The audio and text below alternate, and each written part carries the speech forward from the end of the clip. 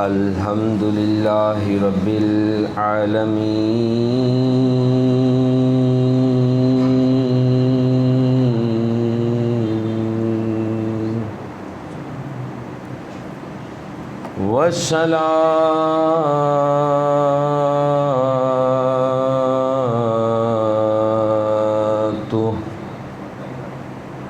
والسلام علی سید الانبیاء والمرسلین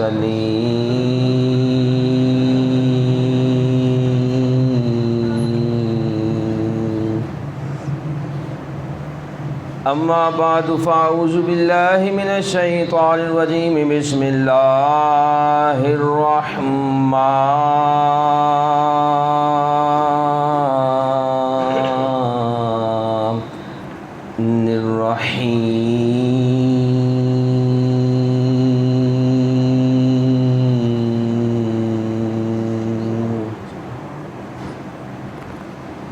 وَلَقَدْ نَصَرَكُمُ اللَّهُ بِبَدْرٍ وَأَنْتُمْ أَذِلَّةٌ صدق الله العظيم وصدق رسوله النبي الكريم الأمين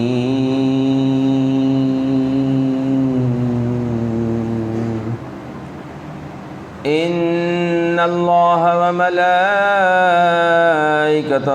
يصلون على النبي یا ایھا الذین آمنوا صلوا علیہ وسلموا تسلیما اللہم صل علی سیدنا مولانا محمد وعلی آل سیدنا ومولانا محمد واصحاب سیدنا ومولانا محمد وبارک وسلم الصلاۃ والسلام علیک یا سیدی یا رسول اللہ وعلی آلک وصحابک یا سیدی یا حبیب اللہ الصلاۃ والسلام علیک یا سیدی یا نبی اللہ وعلی آلک وصحابک یا سیدی یا نور اللہ الصلاۃ والسلام علیک یا سیدی یا رحمتا للعالمین وعلی آلک وصحابک یا سیدی یا خاتم النبیین۔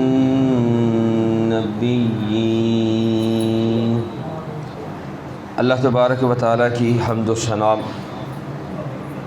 اور نبی رحمت حضور سیدنا رسول اللہ صلی اللہ علیہ وآلہ وسلم پر درود و سلام کے بعد میرے انتہائی پیارے بزرگوں، پیارے بھائیوں، پیارے بچوں، السلام علیکم ورحمۃ اللہ وبرکاتہ۔ ماہ رمضان المبارک یہ وہ عظیم مہینہ ہے کہ جس میں بڑے بڑے تحائف اللہ تبارک و تعالیٰ نے انبیاء کرام علیہم السلام کو بھی عطا فرمائے، امتوں کو بھی عطا فرمائے۔ ہمارے پیارے محبوب علیہ الصلوۃ والسلام کی امت کو بے انتہا اللہ نے اجر عطا فرمایا۔ یہی وہ ماہ مقدس ہے کہ جس میں بڑی بڑی ہستیاں جو ہیں اس دنیا سے تشریف لے کر گئیں۔ یہی وہ ماہ مقدس ہے جس میں انبیاء علیہ السلام کو صحائف اور کتابیں بھی اللہ تبارک و تعالیٰ نے عطا فرمائی۔ ماہ رمضان المبارک کی 1 یا 3 تاریخ کو ابراہیم علیہ السلام نے رب ذوالجلال کے ہاں مقام خاص حاصل کیا، یعنی ان پر صحائف کا نزول ہوا۔ یہی وہ ماہ مقدس ہے کہ جس کی 8 یا 12 تاریخ کو داؤد علیہ السلام پر زبور شریف نازل ہوئی۔ یہی وہ ماہ مقدس ہے کہ جس کی 6 تاریخ کو موسیٰ علیہ السلام پر تورات شریف نازل ہوئی۔ یہی وہ عظیم ماہ مقدس ہے کہ جس کی 12 یا 13 تاریخ کو عیسیٰ علیہ السلام پر انجیل مقدس نازل ہوئی۔ اس ماہ مبارک کی 3 تاریخ کو سیدۃ النساء بی بی فاطمہ الزہرا رضی اللہ تعالیٰ عنہا کا وصال پاک ہوا۔ 10 رمضان مبارک کو اماں جی حضور ام المومنین سیدہ طاہرہ خدیجۃ الکبریٰ رضی اللہ تعالیٰ عنہا کا وصال پاک ہوا۔ اسی ماہ مقدس کی 17 تاریخ کو ام المومنین حضرت سیدہ عائشہ صدیقہ طیبہ طاہرہ محدثہ رضی اللہ تعالیٰ عنہا کا وصال پاک ہوا۔ اور اسی ماہ مقدس کی 17 تاریخ کو وہ عظیم جنگ ہوئی جو جنگ بدر کے نام سے مشہور ہے۔ اللہ تبارک تعالیٰ قرآن مجید میں سورہ آل عمران کی آیت نمبر 123 میں ارشاد فرماتا ہے کہ وَلَقَدْ نَصَرَكُمُ اللَّهُ بِبَدْرٍ وَأَنْتُمْ أَذِلَّةٌ، بے شک اللہ تبارک و تعالیٰ نے بدر میں تمہاری مدد فرمائی جب تم بالکل بے سر و سامان تھے۔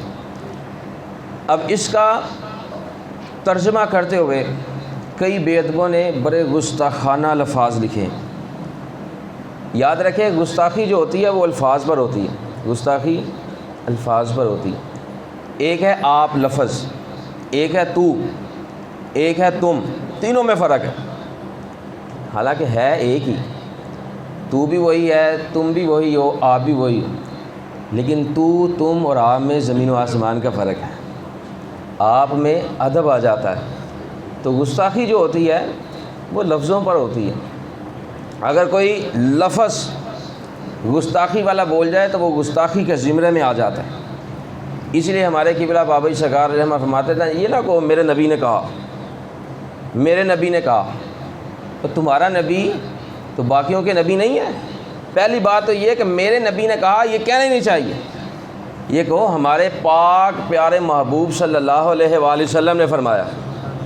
یہ نہ کہو میرے نبی نے کہا، میرے سے کیا باقیوں کے نہیں ہیں، کو ہمارے پیارے پاک محبوب صلی اللہ علیہ وآلہ وسلم نے فرمایا۔ ساروں کو مخاطب کرو، خالی اپنے آپ کو مخاطب نہ کرو۔ امام الانبیاء علیہ الصلوۃ والسلام سب کے نبی ہیں، تمام ہماری جو امت ہے آقا علیہ الصلوۃ والسلام کی جو امت ہے، جو ہم امتی ہیں، ان کے بھی آپ نبی ہیں، تمام انبیاء علیہ السلام کے بھی آپ نبی ہیں۔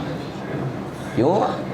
آقا علیہ الصلوۃ والسلام کو اللہ نے انبیاء علیہ السلام کا سردار بنا کر مبعوث فرمایا۔ تو اس آیت مبارکہ کا ترجمہ کرتے ہوئے لوگوں نے بڑے گستاخیاں کی۔ انہوں نے یہ نہیں دیکھا کہ غزوہ بدر میں کون تھا، توبہ نعوذ باللہ، توبہ نعوذ باللہ، توبہ نعوذ باللہ، ترجمہ کرتے ہوئے انہوں نے ذلیل تک لکھ دیا ہے۔ ان بدبختوں کو یہ نہیں پتہ تھا کہ غزوہ بدر میں کون ہے، اللہ کے محبوب علیہ الصلوۃ والسلام میں۔ غزوہ بدر میں کون ہے، 313 نفوس قدسیاں ہیں، ان کو یہ نہیں پتہ تھا۔ ان کی وجہ سے آج ہم مسلمان ہیں، اگر وہ نہ ہوتے تو زمین میں اللہ کی عبادت کرنے والا کوئی نہ ہوتا۔ یہ ان کی وجہ سے اللہ نے ہمیں مسلمان ہونے کا شرف عطا فرمایا، پھر سب سے بڑا ایمان والا ہونے کا شرف عطا فرمایا۔ تو اللہ تبارک و تعالیٰ ارشاد فرماتا ہے وَلَقَدْ نَصَرَكُمُ اللَّهُ بِبَدْرٍ وَأَنْتُمْ أَذِلَّةٌ، اور یہ ترجمہ اعلیٰ حضرت رحمٰن ادب کے تحت اس کا ترجمہ کرتے ہوئے انتہا فرماتا۔ آپ نے فرمایا اللہ تبارک و تعالیٰ نے بدر میں تمہاری مدد فرمائی جب تم بالکل بے سر و سامان تھے۔ ہجرت کے دوسرے سال 17 رمضان مبارک کو غزوہ بدر کا واقعہ پیش آیا۔ اس کو غزوہ بدر عظمیٰ اور غزوہ بدر کبریٰ بھی کہتے ہیں۔ یہ ایک بستی ہے جو بدر بن حارث کے نام سے منسوب ہے، جس نے یہاں پر کنواں کھودا تھا، یا بدر بن مخلد بن نصر بن کنانہ کے نام سے منسوب و مشہور ہے کہ جس نے اس جگہ پڑاؤ کیا تھا۔ بعض کہتے ہیں کہ یہاں پر مدتوں سے ایک شخص رہتا تھا جس کا نام بدر تھا، اس بنا پر اس بستی کو اسی کے نام پر منسوب کر دیا گیا۔ حضور پاک صلی اللہ علیہ وآلہ وسلم کے تمام غزوات میں سے یہ بہت عظیم غزوہ تھا۔ کیوں؟ اس لیے کہ اس کے ذریعے دین کی عزت و شوکت جو ہے وہ روشن ہوئی تھی۔ اس غزوے نے حق و باطل کے درمیان فیصلہ کر دیا تھا، اس لیے اس غزوے کے دن کو یوم الفرقان بھی کہتے ہیں۔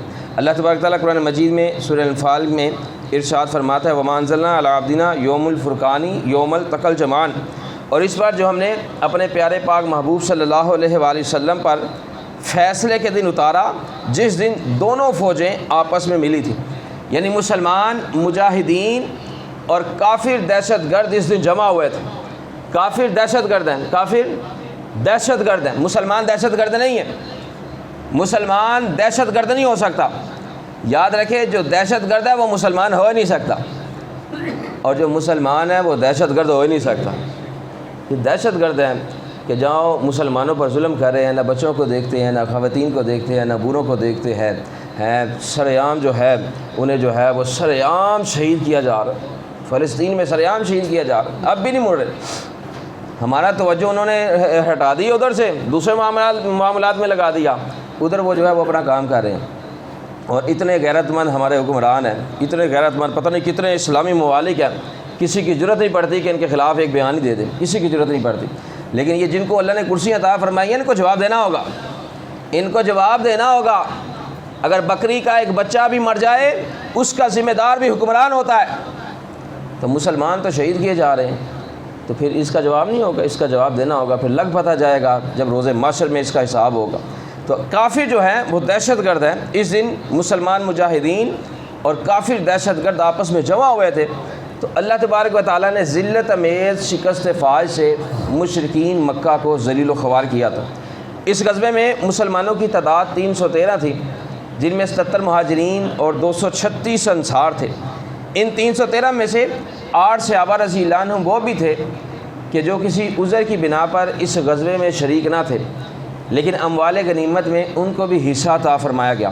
ایک امیر المومنین سیدنا عثمان غنی رضی اللہ تعالیٰ عنہ، 3 مہاجرین تھے، ان میں ایک سیدنا عثمان غنی رضی اللہ تعالیٰ عنہ تھے، جو حضور پاک صلی اللہ علیہ وآلہ وسلم کے حکم کی بنا پر اپنی زوجہ مطہرہ سیدہ بی بی رقیہ رضی اللہ تعالیٰ عنہا کی علالت کے لیے رکے ہوئے تھے۔ دوسرے سیدنا طلحہ رضی اللہ تعالیٰ عنہ اور تیسرے سعید بن زید رضی اللہ تعالیٰ عنہ تھے، جو مشرکین مکہ کے قافلے کی جستجو میں گئے ہوئے تھے۔ ان کے علاوہ 5 انصار تھے۔ ان 313 مسلمانوں کے پاس 2 گھوڑے، 70 اونٹ، 6 زرہیں اور 8 شمشیریں تھیں۔ ایک ایک اونٹ پر 3 مسلمان سواری کرتے تھے، اور حضور پاک صلی اللہ علیہ وآلہ وسلم کی سواری میں سیدنا علی رضی اللہ تعالیٰ عنہ اور زید بن حارثہ رضی اللہ تعالیٰ عنہ تھے، زید بن حارثہ رضی اللہ تعالیٰ عنہ تھے۔ جب آقا پاک علیہ الصلوۃ والسلام کے پیدل چلنے کی باری آتی تو دونوں عرض کرتے یا رسول اللہ صلی اللہ علیہ وسلم آپ سوار ہی رہیے، ہم آپ کے رکاب کی شہادت میں چلیں گے۔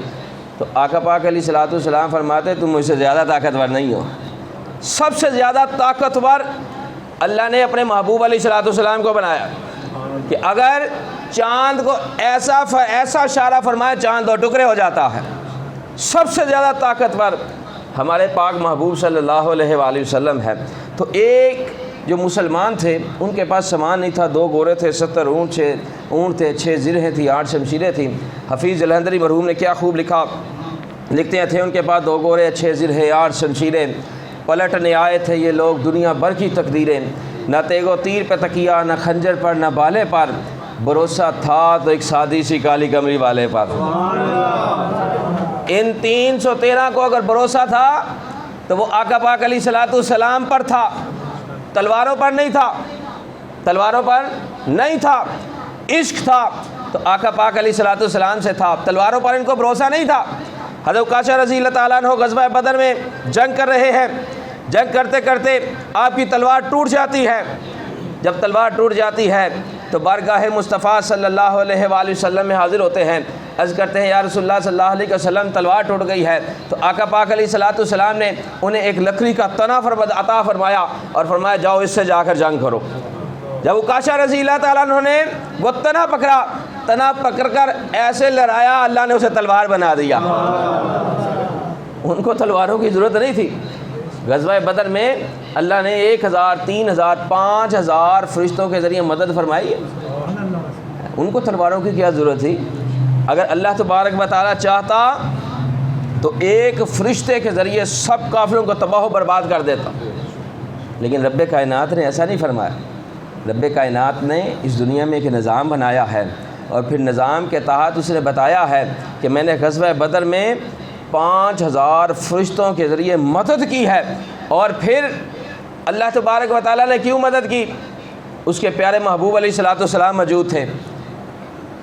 پیارے محبوب علیہ الصلوۃ والسلام کے عظیم صحابہ وہاں پر موجود تھے۔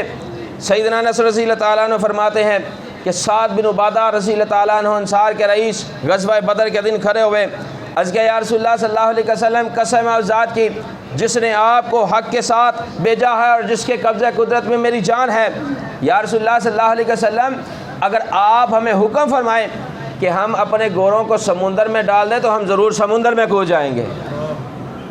یہ صحابہ رضی اللہ عنہم کی محبت تھی۔ ہم تو ہماری محبت تو پتہ نہیں کہاں ہے۔ آقا علیہ الصلوۃ والسلام فرماتے ہیں نماز پڑھو نماز نہیں پڑھتے، قرآن مجید پڑھو قرآن مجید نہیں پڑھتے، بڑوں کو ادب کرو ادب نہیں کرتے، لیکن صحابہ ایسے نہیں تھے، وہ جان سے بڑھ کر محبت کرنے والے تھے۔ پتھر کا موقع ہے، 1000 کی تعداد میں کافر موجود ہے، اور سعد بن عبادہ رضی اللہ عنہ عرض کرتے ہیں یا رسول اللہ صلی اللہ علیہ وسلم اس ذات کی قسم جس کے قبضہ قدرت میں میری جان ہے، اگر آپ ہمیں حکم فرمائیں کہ ہم اپنے گھوڑوں کو سمندر میں ڈال دیں تو یا رسول اللہ صلی اللہ علیہ وسلم ہم سمندر میں کود جائیں گے۔ اگر آپ ہمیں حکم فرمائیں کہ گھوڑوں کو بھگاؤ تو ہم حبشہ کے شہروں تک بھگا دیں گے۔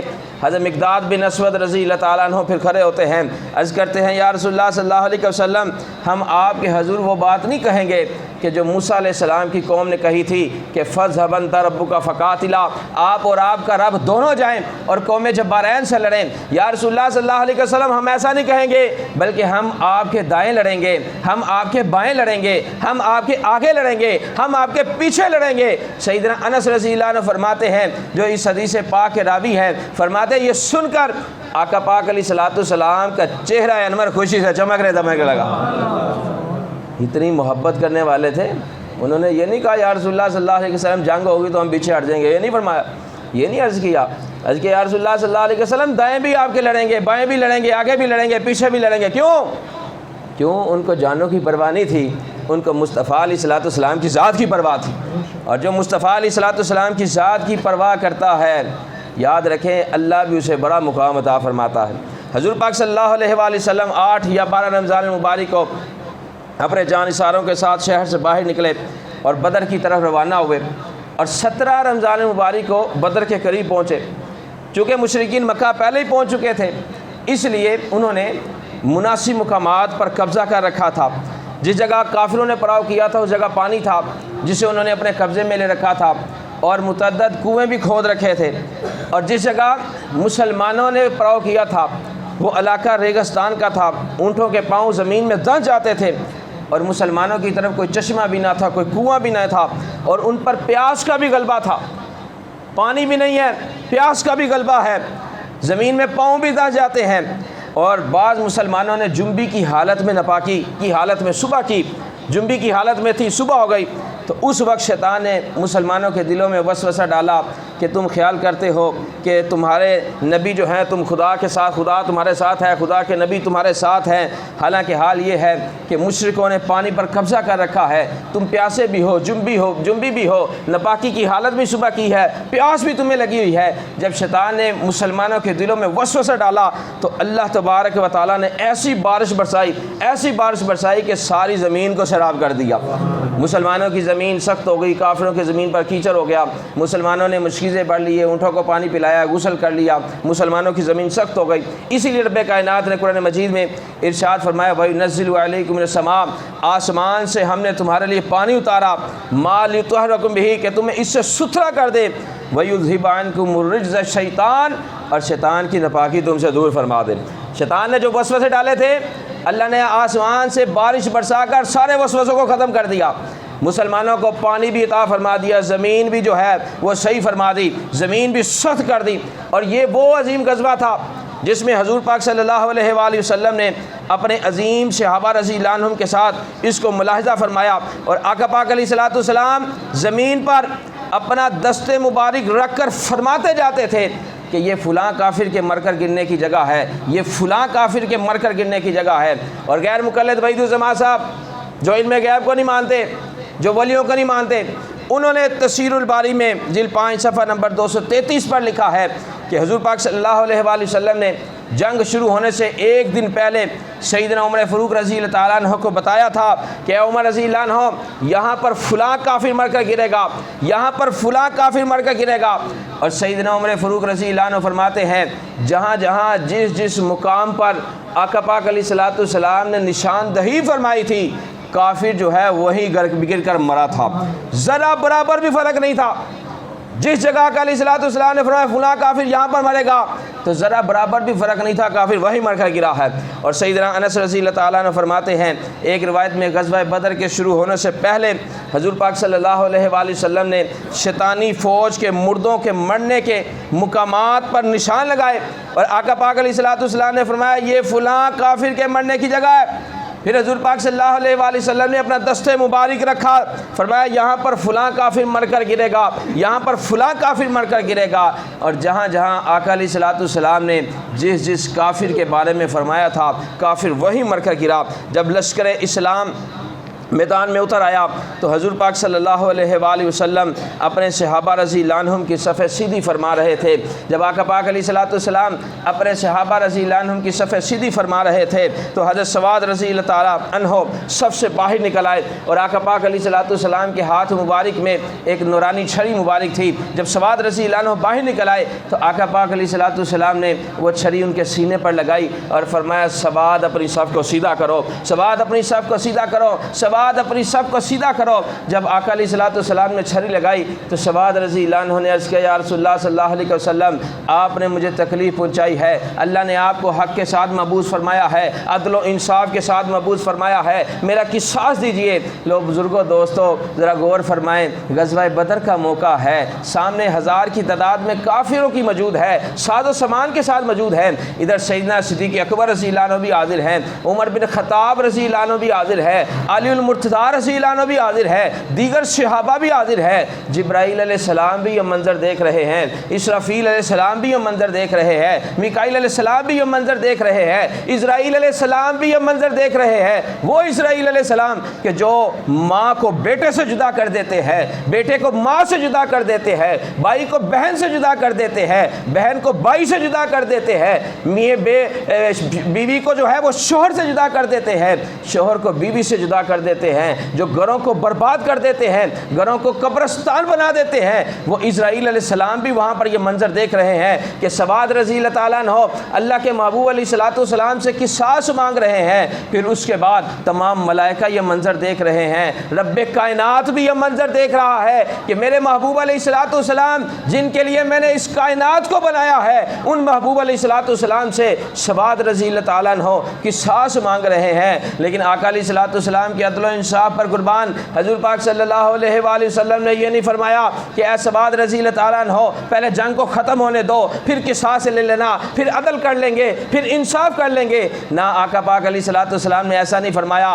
نہ کسی صحابی نے منع کیا کہ اے سواد رضی اللہ تعالیٰ عنہ تم کیا کر رہے ہو۔ صدیق اکبر نے بھی منع نہیں کیا، عمر بن خطاب نے بھی منع نہیں کیا، علی المرتضیٰ رضی اللہ عنہ نے بھی منع نہیں کیا کہ سواد یہ کیا کر رہے ہو، سامنے کافر موجود ہے اور تم قصاص کی بات کر رہے ہو۔ آقا علیہ الصلوۃ والسلام نے بھی منع نہیں فرمایا، بلکہ آقا علیہ الصلوۃ والسلام نے پہلے عدل کا حکم انصاف فرمایا، پہلے انصاف فرمایا، فرمایا جنگ بعد میں ہوگی، پہلے یہاں پر عدل و انصاف ہوگا۔ آقا علیہ الصلوۃ والسلام نے اسی وقت اپنی قمیض مبارک سینے مبارک سے اوپر کی اور فرمایا سواد یہ لو قصاص لے لو، سواد یہ لو قصاص لے لو۔ جب آقا علیہ الصلوۃ والسلام نے اپنی قمیض مبارک سینے مبارک سے اوپر کی تو سواد رضی اللہ تعالیٰ عنہ نے اپنا چہرہ آقا علیہ الصلوۃ والسلام کے سینے اقدس پر رکھ کر بوسہ لینا شروع کر دیا۔ تو آقا پاک علیہ الصلوۃ والسلام نے فرمایا سواد یہ کیا کر رہے ہو؟ عرض کیا یا رسول اللہ صلی اللہ علیہ وسلم یہ میرا آخری وقت ہے اور مجھے پتہ ہے کہ میں اس جنگ میں شہید ہو جاؤں گا، تو میں نے چاہا کہ میرا جسم آپ کے جسم عطر سے مس ہو جائے۔ کیوں؟ صحابہ بھی یہ جانتے تھے کہ جو چیز آقا علیہ الصلوۃ والسلام کے جسم عطر سے مس ہو جاتی ہے اسے جہنم کی آگ بھی نہیں چھو سکتی۔ جو چیز آقا علیہ الصلوۃ والسلام سے مس ہو جائے جہنم کی آگ نہیں چھو سکتی، تو جس کے دل میں آقا علیہ الصلوۃ والسلام کی محبت ہو وہ کیسے جہنم میں جا سکتا ہے؟ وہ کیسے جنت میں جا سکتا ہے؟ ایک حکایت میں لکھا ہوا ہے کہ سیدنا انس رضی اللہ تعالیٰ عنہ کے ہاں مسنشی میں لکھا ہوا ہے کہ سیدنا انس رضی اللہ عنہ کے ہاں صحابہ رضی اللہ عنہ کی دعوت تھی۔ دعوت کے وقت جب دسترخوان بچھایا تو وہ میلا تھا، آپ نے خادم سے فرمایا اسے جلتے ہوئے تنور میں ڈال دو۔ اب مہمانوں نے جو ہے وہ تعجب کیا کہ دسترخوان جو ہے وہ میلا ہوتا ہے تو اسے دھویا جاتا ہے، آگ میں نہیں ڈالا جاتا۔ انہوں نے تعجب بڑا کیا۔ جب دسترخوان کو آگ میں ڈالا گیا، اسے باہر نکالا گیا تو وہ ویسے کا ویسا تھا، البتہ میل کچھ ایل اس کا جل چکا تھا، میل ختم ہو چکی تھی، دسترخوان صاف ہو چکا تھا۔ مہمانوں نے کہا صحابی رسول یہ جلا کیوں نہیں؟ تو آپ نے فرمایا جب سے آقا پاک علیہ الصلوۃ والسلام نے اسے ہاتھ مبارک لگائے ہیں، اپنا چہرہ مبارک لگایا ہے، اس وقت سے آگ نے اسے نہیں جلایا ہے۔ تو جس چیز کو آقا علیہ الصلوۃ والسلام سے نسبت ہو جائے اسے آگ بھی نہیں جلاتی۔ اسی لیے کہا جاتا ہے اگر قبر میں اترنا ہے تو دل میں محبت مصطفیٰ علیہ الصلوۃ والسلام لے کر اترنا۔ اگر دل میں محبت مصطفیٰ علیہ الصلوۃ والسلام لے کر اتریں گے، یقین جانیں نہ سوالات کے جوابات دینے میں مشکل ہوگی، نہ قبر میں کوئی مشکل ہوگی، نہ روز محشر مشکل ہوگی، بلکہ قبر میں بھی آسانی ہو جائے گی، سوالات میں بھی آسانی ہو جائے گی، روز محشر بھی آسانی ہو جائے گی۔ کیوں؟ سب سے افضل دل میں محبت مصطفیٰ علیہ الصلوۃ والسلام ہونی چاہیے۔ صحابہ رضی اللہ عنہم نے غزوہ بدر میں جان کی پرواہ نہیں کی، بلکہ مصطفیٰ علیہ الصلوۃ والسلام کی ذات کی پرواہ کی ہے۔ اور پھر اسی غزوے میں آقا علیہ الصلوۃ والسلام نے بارگاہ الہی میں دعا کی تھی، مولا میں تجھ سے سوال کرتا ہوں کہ اپنا وعدہ اور اقرار پورا فرما، مولا اگر تیری مرضی یہی ہے تو پھر قیامت تک تیرا کوئی نام لیوا نہ ہوگا۔ مولا اگر یہ 313 نفوس قدسیہ مٹ جاتے ہیں تو پھر قیامت تک تیری کوئی عبادت کرنے والا موجود نہ ہوگا۔ جب آقا پاک علیہ الصلوۃ والسلام دعا فرما رہے ہیں، آنسو مبارک جو ہیں وہ گر رہے ہیں، پر آقا علیہ الصلوۃ والسلام دعا فرما رہے ہیں، پھر اللہ تبارک و تعالی نے دعا قبول فرمائی، فرشتوں کی مدد جو ہے وہ عطا فرما دی۔ تو رب کائنات کے پیارے محبوب علیہ الصلوۃ والسلام نے غزوہ بدر میں کافروں کو شکست عطا فرمائی، اور صحابہ نے آقا علیہ الصلوۃ والسلام سے جان سے بڑھ کر محبت عطا فرمائی، محبت کی۔ اور پھر جو غزوہ بدر میں صحابہ موجود تھے وہ بھی سب سے افضل ہیں، جو غزوہ بدر میں فرشتے موجود تھے وہ بھی سب سے افضل ہیں۔ اور پھر حضرت قتادہ رضی اللہ تعالیٰ عنہ کی آنکھ کا ڈیلا جو ہے وہ غزوہ بدر میں نکل جاتا ہے، ہاتھ میں آنکھ کا ڈیلا ہے، اور اسی حالت میں بارگاہ مصطفیٰ صلی اللہ علیہ وآلہ وسلم میں حاضر ہوتے ہیں، عرض کرتے ہیں یا رسول اللہ صلی اللہ علیہ وسلم یہ آنکھ کا ڈیلا جو ہے وہ یہ باہر نکل آیا ہے۔ اب بتائیں جس کا آنکھ کا ڈیلا باہر نکل آئے اسے کوئی جوڑ نہیں سکتا، لیکن آقا پاک علیہ الصلوۃ والسلام کا عظیم معجزہ دیکھیں، آقا علیہ الصلوۃ والسلام کے لعاب دہن شریف کی طاقت دیکھیں۔ حضور پاک صلی اللہ علیہ وآلہ وسلم نے اپنے ہاتھ مبارک سے آنکھ کا ڈیلا اپنی جگہ پر رکھا، اللہ نے اسی وقت صحیح کر دیا۔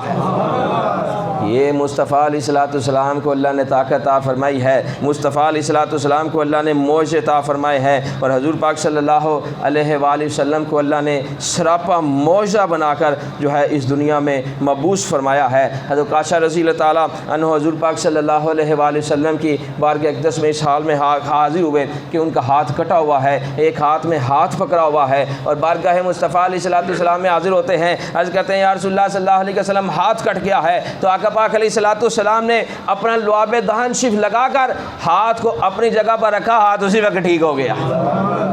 یہ لعاب دہن شریف کی طاقت ہے، یہ ہمارے آقا پاک علیہ الصلوۃ والسلام کے لعاب دہن شریف کی طاقت ہے، اور طاقت اللہ نے مصطفیٰ علیہ الصلوۃ والسلام کو عطا فرمائی ہے۔ اور آگے جو طاقت لینا چاہتا ہے، آگے جو مقامات لینا چاہتا ہے، آگے جو مرتبے لینا چاہتا ہے، تو اسے آقا علیہ الصلوۃ والسلام کے لعاب دہن شریف کا بھی احترام کرنا ہوگا، آپ کے بال مبارک کا بھی احترام کرنا ہوگا، سر انور سے لے کر پاؤں مبارک تک کا بھی احترام کرنا ہوگا۔ آقا علیہ الصلوۃ والسلام کی زبان اقدس سے جو جو الفاظ نکلے ہیں ان کا بھی احترام کرنا ہوگا۔ جب بندہ سب کا احترام کرے گا، یقین جانے اللہ اسے ایسا مقام عطا فرمائے گا جو کسی کو اس نے عطا نہیں فرمایا ہوگا۔ وہ کیا مقام ہوگا؟ اللہ قرب بھی عطا فرمائے گا، ولایت کا منصب بھی عطا فرمائے گا، اور جس کو ولایت مل جاتی ہے اللہ تبارک و تعالیٰ کی بارگاہ میں جب وہ ہاتھ اٹھاتا ہے تو اللہ تبارک و تعالیٰ اس کی دعا قبول فرما لیتا ہے۔ جس جگہ وہ بیٹھا ہوتا ہے، اگر مدینہ شریف جانا چاہتا ہے تو وہاں پر بھی جا سکتا ہے، وہاں سے آ بھی سکتا ہے۔ اگر وہیں بیٹھ کر مدینہ شریف دیکھنا چاہتا ہے تو اللہ اس کی آنکھوں میں طاقت عطا فرما دیتا ہے، پردوں کو سامنے سے ہٹا دیتا ہے، پردوں کو ختم کر دیتا ہے، اور وہیں سے بیٹھ کر وہ مدینہ شریف کو بھی دیکھ لیتا ہے۔ لیکن یہ طاقت اسے اللہ عطا فرماتا ہے جسے ولایت عطا فرماتا ہے، ولایت اسے عطا فرماتا ہے جو مصطفیٰ علیہ الصلوۃ والسلام سے اپنی جان سے بڑھ کر محبت کرتے ہوئے، سنت سے محبت کرتے ہوئے اپنی زندگیاں گزارتے ہیں۔ اللہ تبارک و تعالیٰ غزوہ بدر کے عظیم ذکر کے صدقے ہمیں دنیا اور آخرت میں کامیابی عطا فرمائے، اور جس طرح صحابہ کرام نے حضور پاک صلی اللہ علیہ وآلہ وسلم سے جان سے بڑھ کر محبت کی، ہمیں بھی اسی طرح آقا علیہ الصلوۃ والسلام سے محبت کرتے ہوئے اپنی زندگیاں گزارنے کی توفیق عطا فرمائے۔ آمین۔ و آخر دعوانا